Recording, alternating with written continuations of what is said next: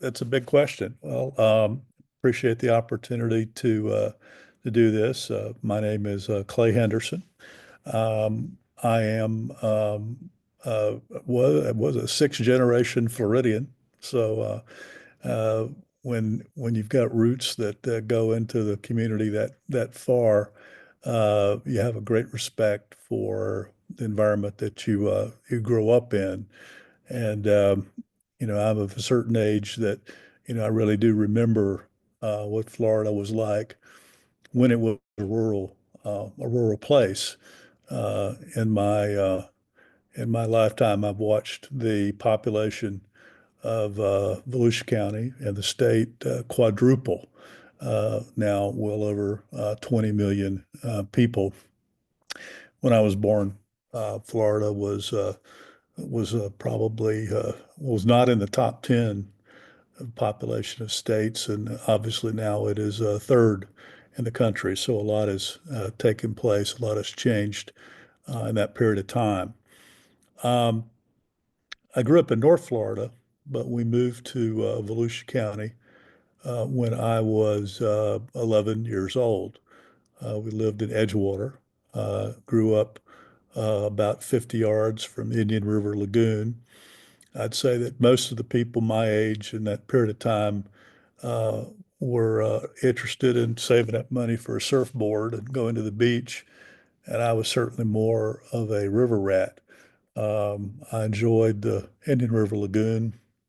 As soon as I had a few nickels in my pocket, I got a canoe and was able to explore a lot of that backwater. It's a wonderful, wonderful place. Still, mangrove forest at the time. There was a lot of seagrass, underwater rainforest, as we say, about the Indian River Lagoon, and so I think that's a place where I really came to connect with the natural environment at a very, very early age, and that's been part of me throughout my life. Um, I I grew up, let's say, in New Smyrna High School. Went all the way over to DeLand, Stetson, to complete my my college degree. I sort of fell in love with the St. Johns River and Springs on the west side. And it was also during that period of time. I mean, I can't say, I mean, I was an ambitious sort. I was very interested in politics. And as it turned out, I had an opportunity when I was, I guess, 19 years old to go to work for the Jimmy Carter presidential campaign. And I'll tell you that in those early days before uh, he had Secret Service, uh, I drove him all over Central and North Florida looking for votes. And we talked a lot about what it was like growing up in the rural South and our mutual love of the outdoors. And it was the first time I ever heard a politician say in earnest, I'm an environmentalist. This was mid 1970s. The attitudes were changing, but he was the first one that I heard say that. And he certainly set an example as a president, and it's something that had a great impact on me. I went to law school in Alabama at Cumberland School of Law, and then came back to New Smyrna to set up my law practice. And in that short period of time of being away, 2 years, could see tremendous changes that was occurring in our community. Disney, of course, had opened. Central Florida's population was exploding, and there were all kinds of development plans to construct high rises along the beach, and so that was something that that concerned a lot of us. One of my early responsibilities, I was picked as the city attorney of Edgewater. I served for a couple of years. This would have been 1980, 80, 82. And during that period of time, I guess that's where I became an environmental lawyer. I didn't go to school to do that or learn that. It's just that it sort of fell in my lap. We built the very first sewer plant. It's hard to believe that most of Florida did not have wastewater treatment plants prior to the Clean Water Act in 1970. So I worked on building their first wastewater treatment plant. I worked on expansion of their well fields because of this. We had to make changes because of saltwater intrusion, something I never heard of before.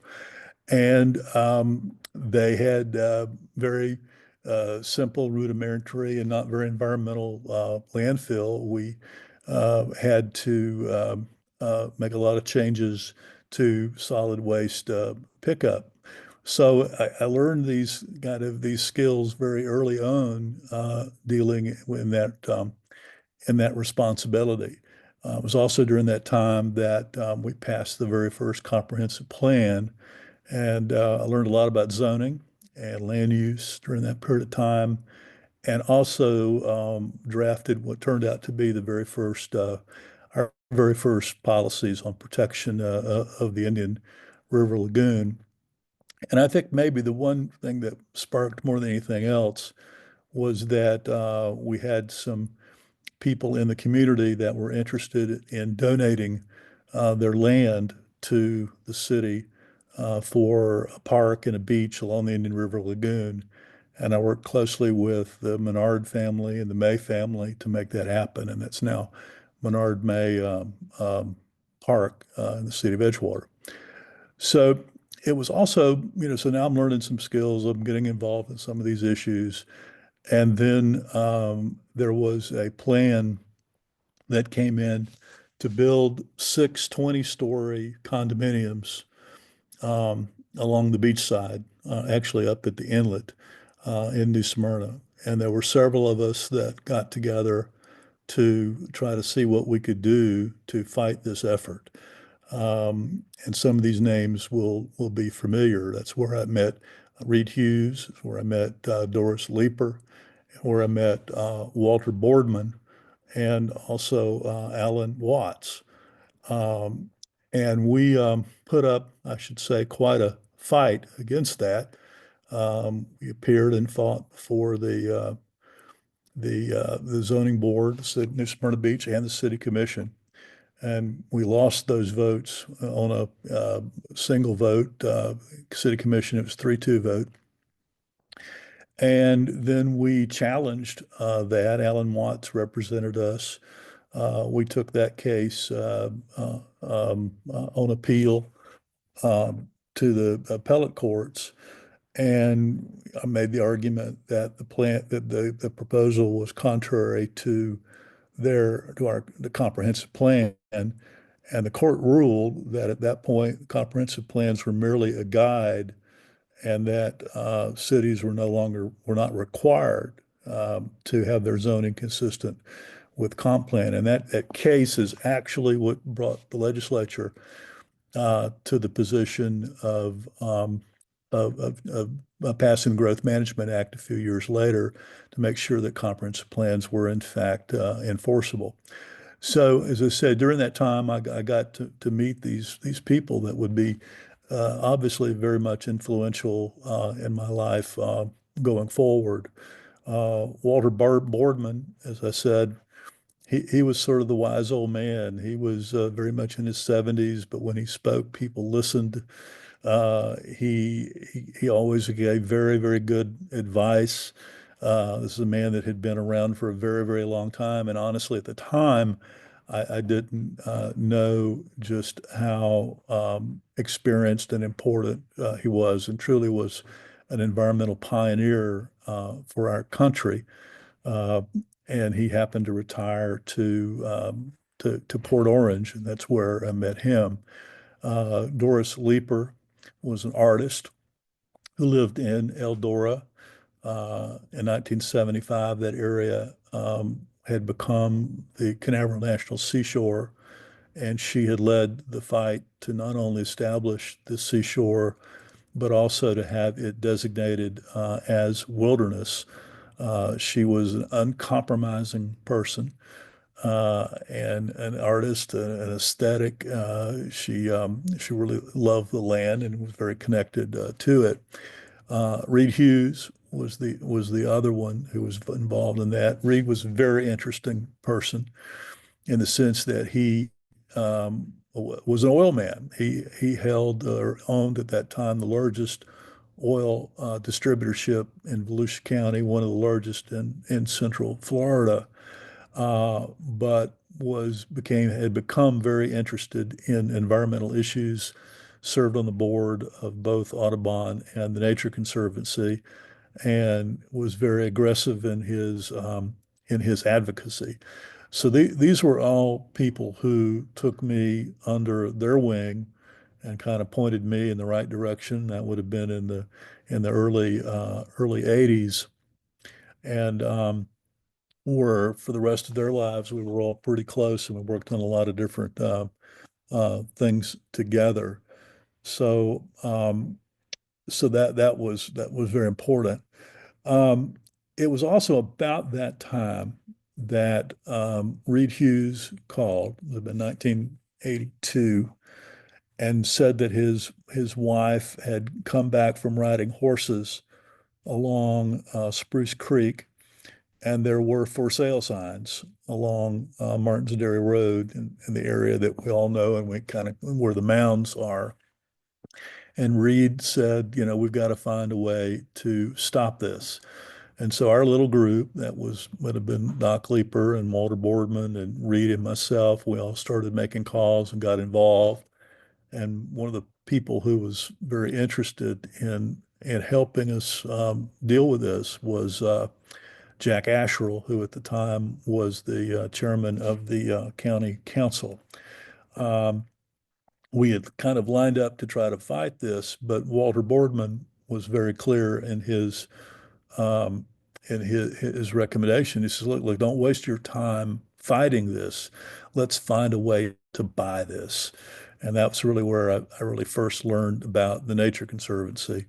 As I'm sure we'll talk more, Walter was the very first employee of the Nature Conservancy based in Washington, D.C., which is now one of the largest environmental conservation groups in the world.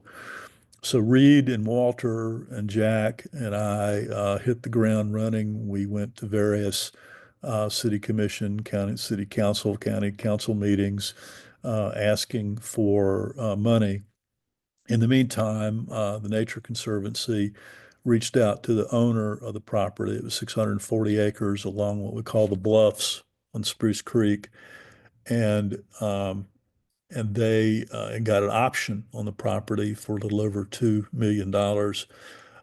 And we, over a period of time, raised that money between commitments from the county, the Port Authority, the state, and others, including, and I should say, especially Reed Hughes, because at the end of the day, we didn't have enough money, and he put his own money into the project, and um, and that's how it was done. So that this property was acquired like 1984 or five, and when we got done, Jack Asherle came to me and said, we can't do this every time. We need to have some money kind of in the bank that we can call upon, that when properties like this come up for sale or there is a proposal for development, that we have the money, we can go buy it and work with others, but we could acquire it. And Walter Boardman was particularly insistent upon it. He said we need to have a revolving fund. We need to have funds available. We need to have the ability to go and secure properties in the cases of places that should not be developed. So Ashel appointed me to a committee to chair to come up with ideas on how to do this. And after about 6 months of study, we looked at what lands were owned in the county, the success stories for the last few years of some properties have been acquired, such as Halifax Plantation and DeLeon Springs, and of course Canaveral. And we came forward with a recommendation to put on the ballot in 1986 a referendum to increase property taxes by a quarter mil, to bond it to borrow up to $20 million for a revolving fund to purchase environmental lands. Um, it went over very well. I campaigned hard for it, and in the middle of that, decided that Jack Asherle was going to run for state representative, leaving his position open. And I decided to run for the Volusia County Council at Large position. And so in 1986, both the bond issue passed and I was elected to the council. And I don't think we realized, we didn't realize till afterwards that we were the first in the country that had done this. So it was quite extraordinary. The council appointed me to chair a committee to implement the program and put it together. And in my 6 years on the county council, we marched forward to acquire well over 100,000 acres in terms of partnerships with the state, the water management district.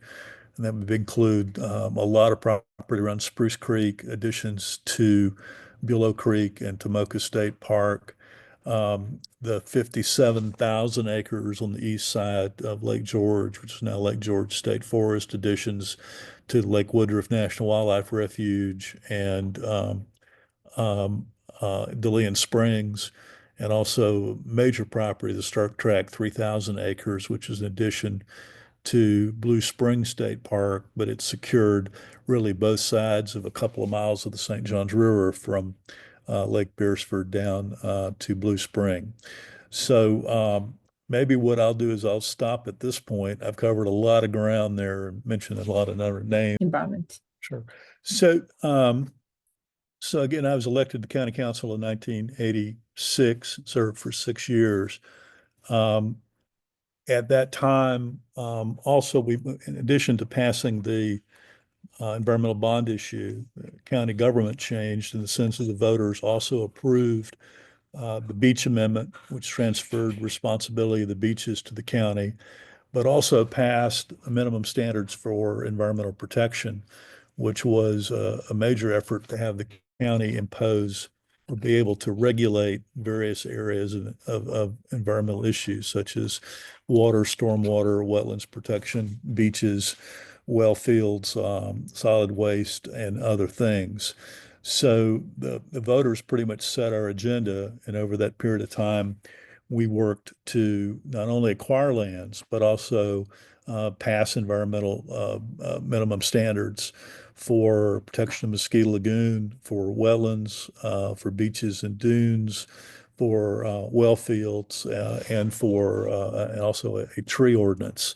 The other thing that we did during this time was pass the comprehensive plan that was required by the Growth Management Act. And in that were a number of provisions, including the first real conservation mapping for the county. We created the not the environmental overlay zone, but the I don't think now what did we call it, but it was we identified the environmentally sensitive lands within the county and made that an overlay within the comprehensive plan. So that was a major achievement. So it was also during this time, and I think that I'll take my hat to Reed on this, Reed Hughes. He saw what we were doing in Volusia as so important that he wanted to be able to share this information around the state. And so under the support of both the Nature Conservancy and Florida Audubon, um, went around the state. We appeared before a number of county commissions from one in the state to the other. We put on a few seminars and conferences on how to do this. And one by one, other counties followed suit. I think it was 2 years later in 1988 that Flagler County passed its first bond issue, and another 2 years later that Brevard County to the south passed theirs. Ultimately, about 20 different counties in the state passed these bond issues that raised well over $1 billion for conservation. So that's what got me a start in terms of statewide work. Uh, After I left the county council, I went to work for the Nature Conservancy. During that time, I worked on completion of some of our projects in Volusia County, but also some others along the Indian River Lagoon and the Florida Keys. Um, and then I went to work for another year for the Trust for Public Land, um, and also did a number of acquisitions during that period of time. It was in 1992 or three that there was a major conflict between say, the Manatee Club and Florida Audubon Society. When, say, the Manatee Club was founded, the it was housed within Florida Audubon, take advantage of its tax-free or C3 status. But over time, the Manatee Club grew its own membership and was raising money from around the country. And there was some tension that developed between the two organizations in terms of their operations and organizations, which led to, among other things, the president of Florida Audubon then firing the head of Save the Manatee Club. And that it developed into lawsuits. It got ugly. Jimmy Buffett, who was the titular chair of the Save the Manatee Club, was very involved and aggressive in his advocacy on this.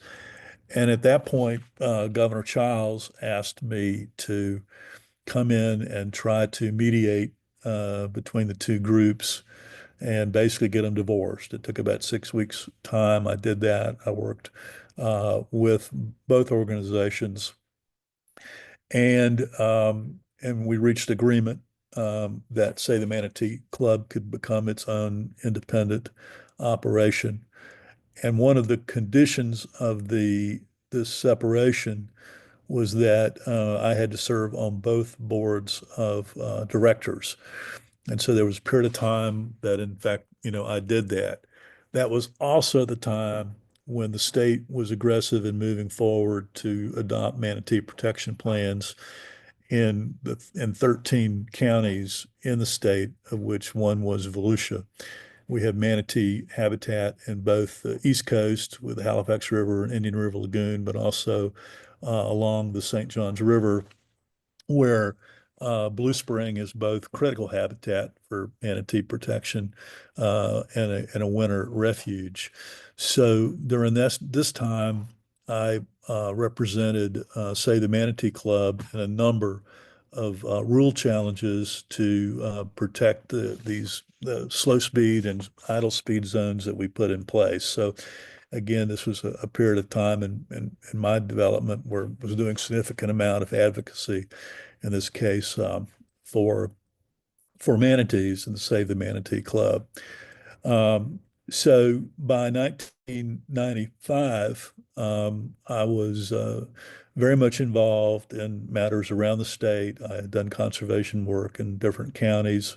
With the manatee work, I'd done work on a statewide level, and it was also true with Nature Conservancy. And so in 1995, the chairman of the board of Florida Audubon Society came to me and asked if I'd be interested in becoming president of Florida Audubon Society, which I did. And I served in that position um, for 5 years, working on environmental issues from Florida Panhandle to the Florida Keys.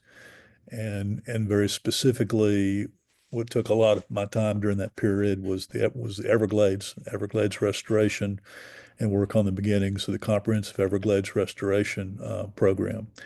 So maybe this is another good stopping point. I know that most of what you're interested in is local stuff, so maybe we can get ourselves reoriented back there. And um, the highlight of that was the putting together the historic merger of Florida Audubon and National Audubon Society. Florida Audubon Society is actually older. It was founded in 1900, and it in Massachusetts and a few other states actually came together to form the National Association of Audubon Societies. Um, and so it took 100 years of work to kind of pull all this together, and that was my final act there. Afterwards, I went to work for Holland and Knight, which is at the time was the largest law firm in the state, and also at that point was in the top 10 law firms in size in the country.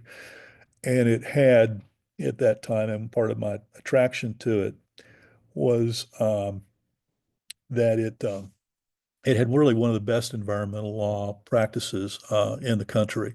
And so it gave me an opportunity to work on issues around the country, primarily around water and endangered species issues. So I did a lot of work and also large scale planning projects. So that was a significant effort. And I want to step back because it occurs to me that there's one other thing one other very large thing that I neglected to discuss that's been important. In 1997, Governor Childs asked me to serve on the Constitution Revision Commission. Florida is unusual and unique in the sense that every 20 years, a commission is paneled rather, to look at the Constitution and propose changes directly to the voters. And this was an incredible opportunity to look at how we might enhance the environmental provisions of Florida's Constitution. Uh, we served for a year. There were several proposals that came forward, and I was basically in charge of and sponsored the environmental measures, of which there's significantly four. One is the changing the natural resources clause of the state constitution that says that shall be the policy of the state to preserve our natural resources. We also were able to um, provide for continuation of bonding authority for the state to be able to acquire environmentally endangered lands. Up until that point, the bonding authority was going to expire in the year 2000. But by putting this authorization in the Constitution, it's allowed us to move forward to do more acquisition and restoration, including places like the Everglades. We also put in a provision to make it much harder for future governments to be able to release or surplus conservation lands, and also created what's now the Florida Fish and Wildlife Conservation Commission. Prior to 1998, we had a game and freshwater commission, which was mostly about hunting and freshwater issues, and a marine fisheries commission that dealt with saltwater fisheries. And it was a mess and it was confusing. You actually had to have two different fishing licenses, for instance. And so the idea was to create a new entity that would have plenary authority to handle both conservation issues for wildlife and fisheries on a statewide basis. So those measures all passed in 1998. And then the legislature in 1999 passed the Florida Forever Act. I was the principal author of that legislation, which authorized the purchase of or funding for $300 million a year for 10 years, and ended up acquiring well over a million acres of land. So I thought it was important to get that in there. So it's a good digression because years later, in 2014, um, there was an effort to go even beyond what we did with Florida Forever. reason for that was we had a recession that hit in 2008. Legislature decided to cut back on funding for Florida Forever. And then even as the economy was improving, still was refusing to appropriate funds for land acquisition. So several of us came together to try to figure out a way to move forward. That included Will Aberger of the Trust for Public Lands, John Mills, University of Florida Law School, Eric Draper of Florida Audubon Society. And we came up with what we call now Amendment 1. John Mills and I were principal drafters of this. We developed the statewide, we raised 1 million signatures to get it on the ballot, did a statewide campaign. It was overwhelmingly approved in the 2014 election. It is the largest single voter approved conservation finance measure in the history of our country. Will raise well over $20 billion over its 20-year lifespan. It's not done all the things we wanted it to do. I would just say on the follow up is that what it has done in the last 10 years is provided us the opportunity to work toward purchase of the Florida Wildlife Corridor, which a significant amount of that runs right through Volusia County. Our portion of it we call the Volusia Conservation Corridor, and it's also raised money for Indian River Lagoon restoration and well over $2 billion for Everglades restoration. So it's been quite significant, and we've seen some local support for that. So I think that's sort of that's those are the highlights. I'll give myself a break here. Very young, and particularly when I got into public service, and you'd have politicians all excited about building buildings or new courthouses or things like that. Those buildings don't last forever. They may last 10 or 20 years. But when you buy lands for conservation, that's in perpetuity. And I'm happy to say I've been responsible for the acquisition of about 300,000 acres of conservation lands. A lot of them are in Volusia County, and it's it's nice to go back to those places sometimes with your children and say, take a look at this. It's quite a legacy. I've been over the whole period. It was an environmental lawyer, environmental advocate. I've spent a lot of time writing over the last 5 years.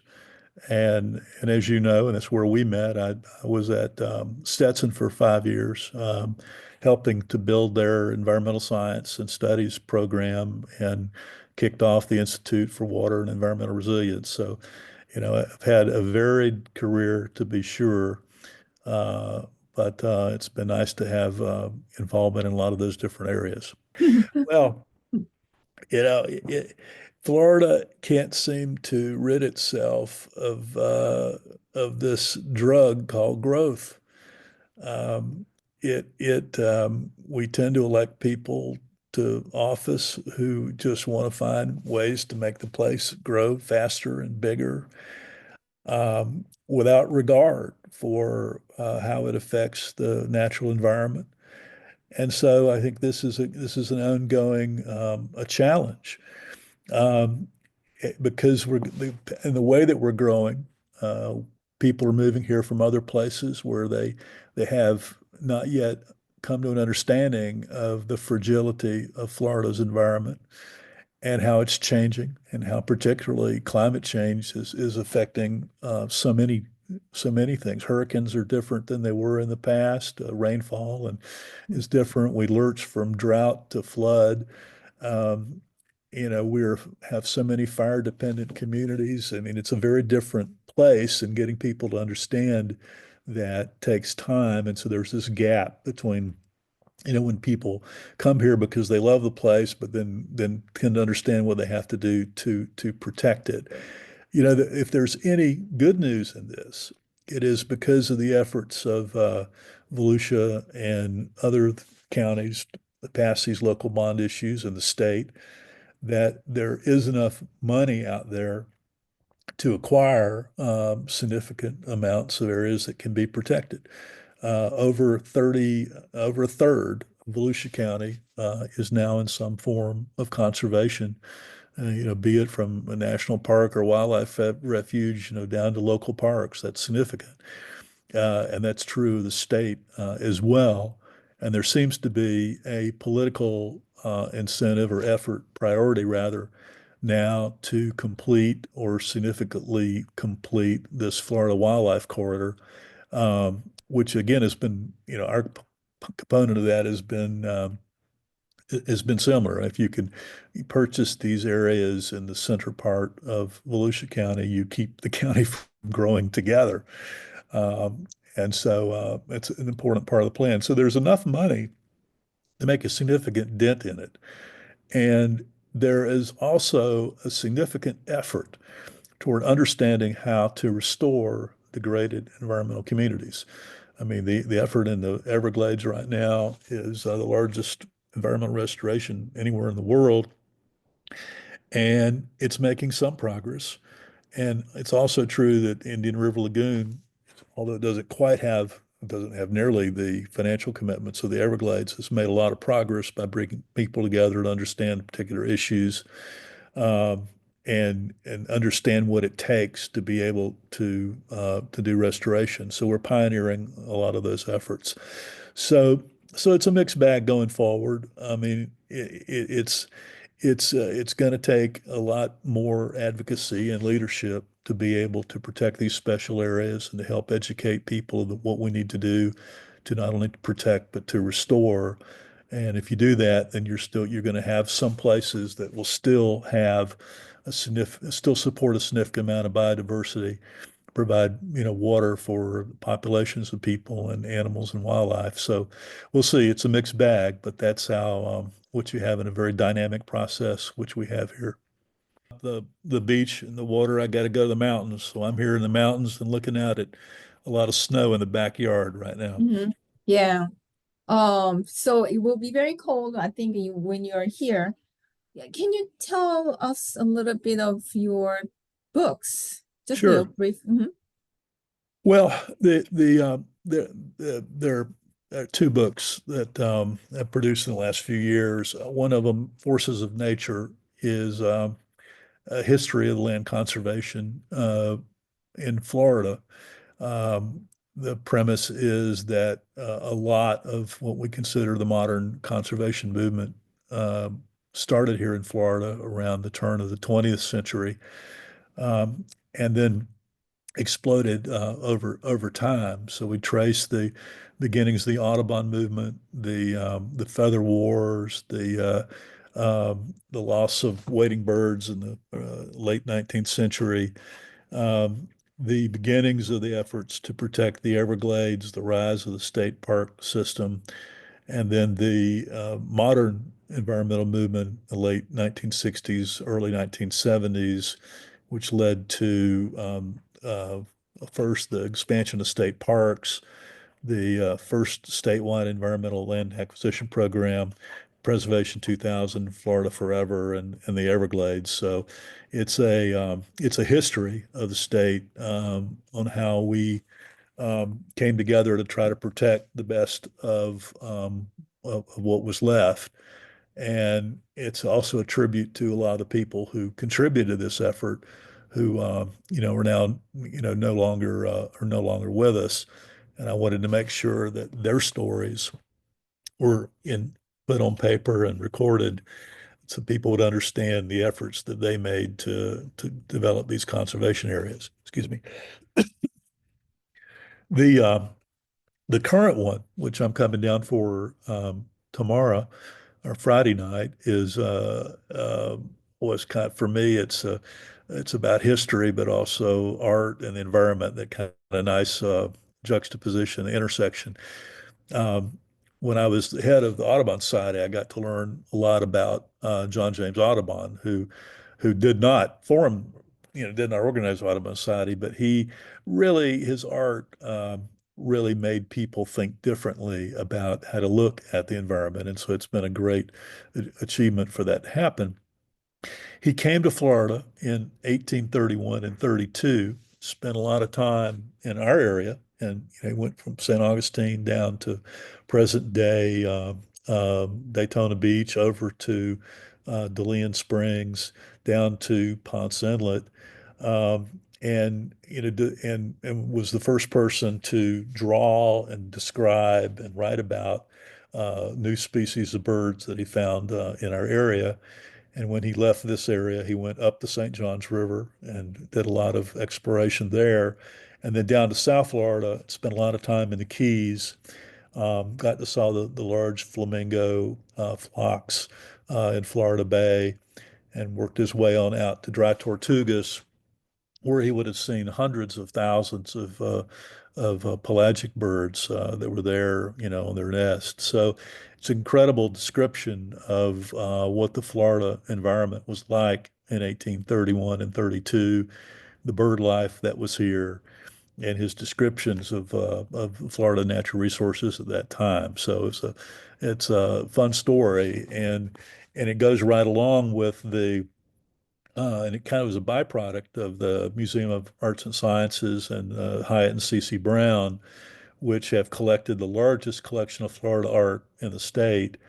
And they went out and made a very serious effort to acquire most of the original prints of the birds that he painted in Florida during that time, and other Florida birds that he saw and recorded. And so, as someone interested in this, it was just a tremendous honor and privilege to be able uh, to hold these individual pieces of art before they were framed. Get out my magnifying glass to be able to look at details that you're not going to see in a book, and then be able to write the book not only about the journey here, but the art that was produced. So, and it was just a fun book to put together. So that's Audubon's Birds of Florida, and it is associated with the exhibit that's currently at the Daytona Museum. And it's a once in a lifetime exhibit. This is the largest collection of Audubon's Florida birds that's ever been shown in the state. So it was a fun project to be a part of. Evolve. I mean, you have a lot of grassroots supporters out there that are gaining experience that may well move forward to take leadership positions.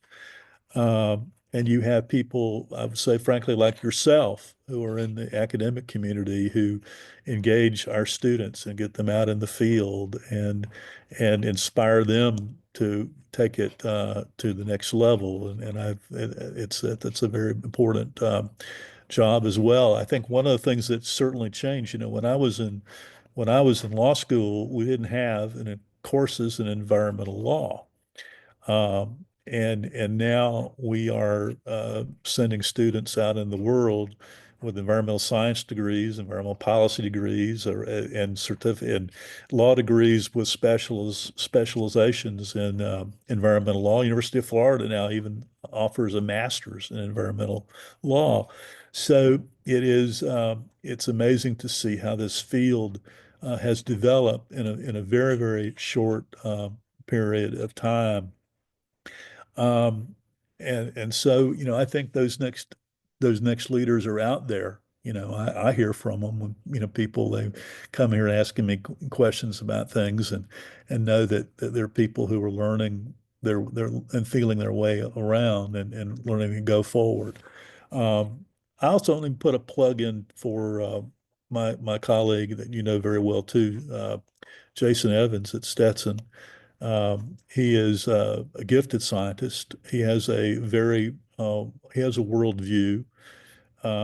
He has a lot of experience in Florida, and he's inspiring his students, but he's also getting involved in a lot of different areas. And I think he's got a lot of ways